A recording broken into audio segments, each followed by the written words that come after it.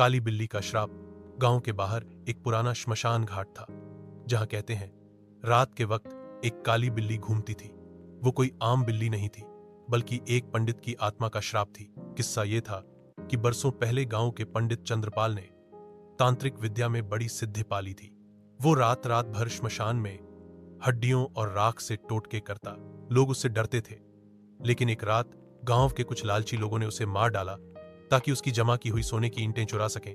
मरते वक्त पंडित ने आंखें खोलकर कहा था, तुम्हारे खून में अब मेरा श्राप बहेगा, मैं लौटूंगा काली बिल्ली बनकर। उसके बाद जब उन लोगों ने पंडित की लाश जलानी चाही तो चिता की आग अपने आप बुझ गई।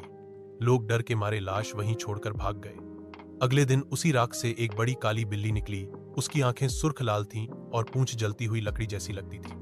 उस रात से वो बिल्ली गांव में जिसे देखती उसका कोई न कोई अनहोनी में मारा जाता। पहले तो लोग मानते नहीं थे, लेकिन धीरे धीरे गांव में कहावत बन गई, काली बिल्ली देखी तो समझो मौत देखी। पंडित के कातिलों के घर सबसे पहले आफत आई। किसी के बच्चे कुएं में गिरकर मरे, किसी के घर में आग लग गई, किसी का गला दबा मिला।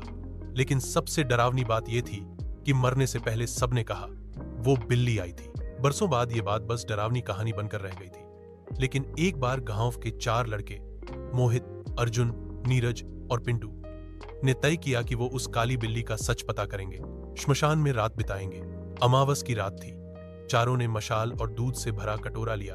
कहते थे बिल्ली दूध से खुश हो जाती है। चारों रात के ठीक 12 बजे श्मशान पहुंचे। चारों तरफ राख, जली लकड़ियां और ठंडी हवा थी। अचानक अर्जुन को लगा कि किसी ने पीछे से उसके कान के पास फूंक मारी। उसने पलट कर देखा तो कुछ नहीं। तभी मोहित बोला, देखो, चिता की राख में 2 लाल आंखें चमक रही थीं। धीरे धीरे राख हिली और वो काली बिल्ली बाहर निकली। उसकी चाल बिल्कुल इंसानी थी। पूंछ राख में घिसटती जा रही थी। पिंटू ने जल्दी से दूध आगे किया, लेकिन बिल्ली ने दूध की तरफ देखा भी नहीं। वो बस घूरती रही। अचानक वो गुर्राई और नीरज के पांव से लिपट गई। नीरज चिल्लाया, लेकिन तभी बिल्ली ने पंजे से उसका पैर लहूलुहान कर दिया।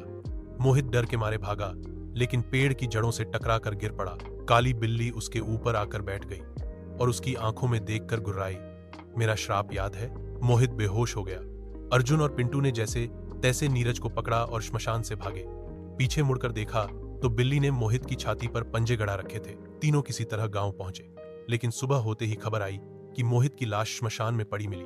उसके सीने पर पंजों के गहरे निशान थे और चेहरा राख से पोता हुआ था। गांव के बड़े बूढ़ों ने कहा, काली बिल्ली का श्राप अब भी जिंदा है। आज भी गांव में अगर कोई रात को श्मशान के पास से गुजरे और कोई काली बिल्ली रास्ता काट दे तो लोग उल्टे पांव लौट आते हैं। कहते हैं जिसने उस बिल्ली को देख लिया उसकी किस्मत से एक रिश्ता कट जाता है, कोई ना कोई अपना छिन जाता है। बूढ़े लोग बच्चों को रात को घर से बाहर नहीं जाने देते। अगर कोई बिल्ली छत पर दिखाई दे तो उस घर में अगले दिन हवन करवाया जाता है। पर जिसने पंडित का श्राप पहली बार झेला, उसके बाद से कोई भी उस काली बिल्ली को पकड़ नहीं पाया। लोग कहते हैं वो बिल्ली आज भी राख में से उठती है, किसी पुराने पाप को ढूंढने, किसी लालच के बदले में नई मौत तय करने। अगर कभी रात को सुनसान रास्ते पर तुम्हें बिल्ली की लाल आंखें दिखें तो बस चुपचाप आंखें बंद कर लेना, क्योंकि जो उसकी आंखों में झांक ले वो फिर अपनी आंखें खुली नहीं रख पाता। काली बिल्ली का श्राप वही समझ पाता है जिसने उसे जीते जी देखा हो, और फिर वो कहानी नहीं, मौत बन जाता है।